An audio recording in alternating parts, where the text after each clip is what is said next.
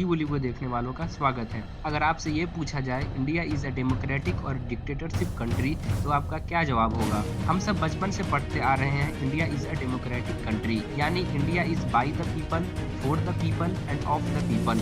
लेकिन अब शायद लगता है ये कहना गलत नहीं होगा, India is only by Modi ji, for Modi ji and of Modi ji. Modi ji जब से पीएम बने तब से ये देखा गया है, लोकसभा हो या राज्यसभा, अगर उनको कोई भी बिल पास करना है तो वो बिना डिस्कशन के भी पास कर देते हैं। अक्सर देखा गया है अपोजिशन पार्टीज का माइक बंद कर देना, अपोजिशन पार्टीज के एमपी को सस्पेंड करवा देना। आपको बता दें 13 दिसंबर 2023 को पार्लियामेंट के अंदर एक अनजान आदमी घुसकर कैंडल स्मोक चलाता है और पार्लियामेंट धुआं हो जाता है और इसको अंदर ले जाने वाले और कोई नहीं बीजेपी के एमपी प्रताप सिन्हा जी होते हैं। अपोजिशन पार्टीज ने मांग की इस पर चर्चा होनी चाहिए मगर लोकसभा स्पीकर ने 14 अपोजिशन एमपी को सस्पेंड कर दिया। वही बीजेपी एमपी प्रताप सिन्हा जिन्होंने एंट्री पास दिया वो आराम से मजे कर रहे हैं। स्पीकर की क्या मजाल के जो बीजेपी एमपी प्रताप सिन्हा को एक शब्द भी बोल दे।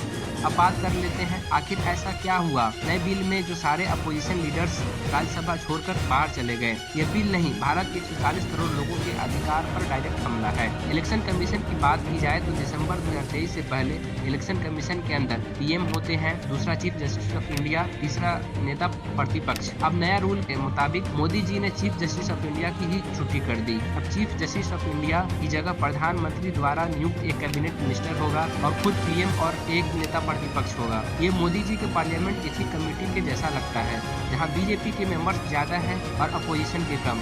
यही पार्लियामेंट एथिक्स कमेटी ने टीएमसी लीडर महुआ मोइत्रा को किया था सस्पेंड और गालीबाज बीजेपी एमपी जो पार्लियामेंट के अंदर गाली देता है उस पर कोई कार्रवाई नहीं की गई। अब इलेक्शन कमीशन भी मोदी जी के हाथ में। लोग पहले कहते थे सीबीआई, ईडी, इनकम टैक्स सब मोदी जी के हाथ में है। अब तो इलेक्शन कमीशन भी मोदी जी के हाथ में है। अब अगर जनता अपोजिशन को भी वोट डालेगी तो क्या गारंटी है कि जनता के वोट का सम्मान होगा। इलेक्शन कमीशन मोदी के इशारों पर काम करेगी। ये भारत के लिए बहुत भयानक वक्त की घंटी है। आज के लिए इतना ही। वीडियो को देखने वालों का धन्यवाद। अगर आपको ये न्यूज अच्छी लगे तो चैनल को सब्सक्राइब और लाइक शेयर करना ना भूलें। जय हिंद।